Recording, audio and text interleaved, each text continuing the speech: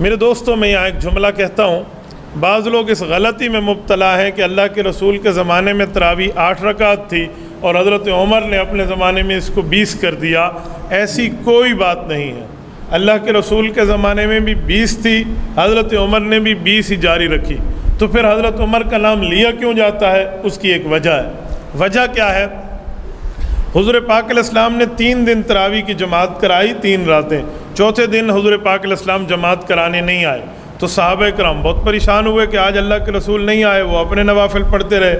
اللہ کے رسول صبح آئے نماز کے وقت تو فرمایا مجھے پتہ تھا تم آئے ہوئے ہو، لیکن یہ ابو داؤد شریف کی روایت ہے، لیکن میں نہیں آیا اس وجہ سے کہ مجھے اس بات کا خوف تھا کہ اگر میں نے اب بھی چوتھے دن جماعت کرا دی نا تو آسمان سے وحی اتر آئے گی اور تمہارے اوپر فرض ہو جائے گا۔ خشیت ان یکتب علیکم، صحیح بخاری میں ہے، مجھے اس بات کا خدشہ تھا کہ کہیں وحی آ جائے اور تمہارے اوپر فرض ہو جائے تو تم مشکل میں پڑ جاؤ گے، لہٰذا آپ گھروں میں پڑھو۔ حضور پاک علیہ السلام نے گھروں میں اجازت دی۔ حضرت ابوبکر صدیق رضی اللہ تعالیٰ کے دور تک یوں ہی چلتا رہا۔ حضرت عمر کا دور آیا تو حضرت عمر رضی اللہ تعالیٰ نے 2-3 کام اس میں شامل فرمائے۔ نمبر 1 فرمایا اب پورا مہینہ مسجد پڑھیں گے۔ نمبر 2 پورا قرآن پاک پڑھیں گے۔ نمبر 3 باجماعت پڑھیں گے۔ نمبر 4 پورا مہینہ پڑھیں گے۔ صحابہ کرام نے کہا امیر المؤمنین یہ کیسی بات ہے؟ حضور علیہ السلام نے تو گھر میں پڑھنے کی اجازت دی اور آپ پورا مہینہ مسجد کی جماعت کے پابند بنا رہے ہیں، وجہ؟ حضرت عمر نے فرمایا جب حضور پاک نے گھر میں پڑھنے کی اجازت دی تھی میں بھی تمہارے ساتھ شامل تھا یا نہیں تھا؟ کہا جی آپ بھی شامل تھے۔ تو کہا اللہ کے رسول نے کیا فرمایا تھا گھر جاتے وقت؟ کہ حضور پاک نے فرمایا تھا کہیں تمہارے اوپر فرض نہ ہو جائے، لہٰذا بہتر ہے کہ گھر میں جا کر پڑھو، وہی اترے گی تمہارے اوپر فرض ہو جائے گی۔ تو کہا ٹھیک ہے۔ اب حضور پاک چلے گئے دنیا سے، پردہ فرما گئے، جی پردہ فرما گئے، وہی ختم ہو گئی، جی وہی ختم ہو گئی۔ کہا اب وہی اتر سکتی ہے؟ کہا جی نہیں اتر سکتی۔ کہا یہی تو میری دلیل ہے کہ حضور پاک نے اشارہ دیا تھا جب تک میں موجود ہوں اور وہی اتر رہی ہے گھروں میں پڑھو، میں دنیا سے چلا جاؤں وہی ختم ہو جائے گی اور ختم نبوت ہوگی تو وہی اترے گی نہیں، پھر مسجد پڑھتے رہنا۔ کہ یہ حضور پاک کا اشارہ تھا۔ صحابہ نے کہا واہ کمال امیر المؤمنین، جہاں آپ کا دماغ پہنچا ہماری سوچ وہاں نہ پہنچ سکی۔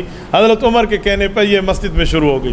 فرق یہ ہے پہلے گھر میں تھا اور اب ادھر ہے، یہ ہے، یہ نہیں ہے کہ حضرت عمر نے 8 کو 20 کر دیا۔ بابا حضرت عمر شریعت ساز نہیں ہے، شریعت پہ عامل ہے، شریعت بنانے والا نہیں ہے، شریعت پہ عمل کرنے والا ہے۔ وہ رکعتوں کو بڑھائے اور گھٹائے کیوں؟ ہمارے ہاں 2 غلط فہمیاں بہت زیادہ چلتی ہیں۔ نمبر 1 یہ کہ حضرت عمر نے 8 کو 20 کیا، یہ بھی جھوٹ ہے۔ نمبر 2 اذان میں الصلاۃ خیر من النوم کا لفظ حضرت عمر نے بڑھا دیا تھا، لہذا صبح نماز میں لوگ یہی کہتے ہیں، یہ بالکل غلط ہے۔ سنن ابی داود میں امام ابو داود سلیمان بن الاشعث السجستانی رحمۃ اللہ علیہ روایت لائے ہیں، یہ رسول اللہ صلی اللہ علیہ وسلم سے لفظ ثابت ہے، اور اللہ کے رسول نے فرمایا بلال سے اذان میں کہا کرو، یہ بہت اچھا لفظ ہے۔ تو ہمارے ہاں یہ الٹی گنگا بہہ رہی ہے، اس غلط فہمی کو صحیح کرنے کی ضرورت ہے۔ تو تراویح یوں ہی چلی ہے، پھر صحابہ کرام کے دور سے لے کر آج تک تقریباً 1300 ساڑھے 1300 سال ہونے کو ہے، امت آج تک تراویح پر قائم ہے، کم از کم 20 رکعت ہے، اور زیادہ فقہ مالکیہ میں تو 36 ہے۔ آپ کہیں گے 36 کیسے ہے؟ امام مالک رحمۃ اللہ علیہ مدینہ منورہ میں رہتے تھے، اور مکہ مکرمہ میں رہنے والے جو مقتدی تھے وہ کہتے تھے ترویحہ کا معنی ہے 4 رکعت بعد تھوڑا سا وقفہ کر لو، تو اس وقفے میں ہم ایک طواف کیوں نہ کر لیں؟ وہ ایک طواف کر لیتے، پھر اگلی 4 رکعت، پھر 4 رکعت پوری ہوتی، پھر ایک طواف کر لیتے، پھر اگلی 4 رکعت۔ تو امام مالک رحمۃ اللہ علیہ کو اس کا علم ہوا تو مدینہ کے لوگوں نے مشورہ کیا کہ ہمارے پاس کعبۃ اللہ تو نہیں ہے، ہم کیا کریں؟ لہٰذا ہمیں بھی تو کوئی عبادت بڑھانی چاہیے نا۔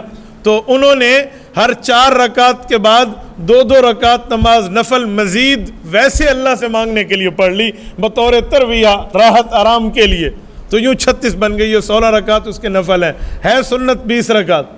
تو یہ تو اس کا مطلب کہ ہمارے بزرگ اور ہمارے اکابر اور دین والے شریعت میں رمضان کے اندر عبادت کو زیادہ کرنا چاہتے ہیں اور ہم عبادت کو گھٹانا چاہتے ہیں۔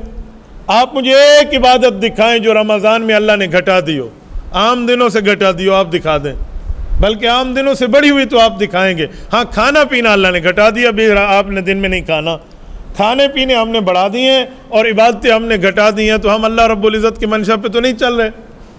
اچھا 20 رکعت تراویح جو ہے اس کا بہت بڑا اجر بھی ہے، اس میں 40 مرتبہ اللہ پاک کو بندے کا وہ قرب ملتا ہے جو عام دنوں میں نہیں ملتا۔ 40 مرتبہ سجدہ قرآن کریم میں ہے نا، سجدہ کرو اور میرے قریب ہو جاؤ، تو سجدے سے اللہ کا قرب ملتا ہے، اور 40 سجدے اس 20 رکعت میں ہمیں میسر آتے ہیں۔ حضرت ڈاکٹر عبدالحی عارفی اللہ اس کی قبر پہ کروڑوں اربوں رحمت نازل فرمائے، بندہ ایک سجدہ کرتا ہے، جھکتا سجدے میں اس کی روح کو رب بلندی دیتا ہے، کہ یہ 40 مرتبہ پیکج تمہیں اس تراویح میں مل جاتا ہے۔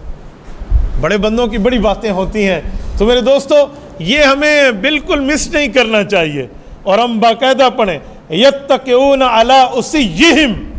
امام مالک فرماتے ہیں صحابہ کرام میں کچھ بوڑھے حضرات آتے اور اگر کھڑے ہو جاتے تو کھڑے ہو کر نماز پڑھتے، ورنہ اپنی لاٹھی پر ٹیک لگا کر تراویح میں ٹھہر جاتے۔ ہاں جب بالکل بیماری ہو بندہ نہ ٹھہر سکے تو پھر بیٹھ کے پڑھنے کی بھی اجازت ہے، لیکن ہمیں اس پر دل سے کچھ سوچنا چاہیے۔ تبارك الذي نزل الفرقان على عبده ليكون للعالمين نذيرا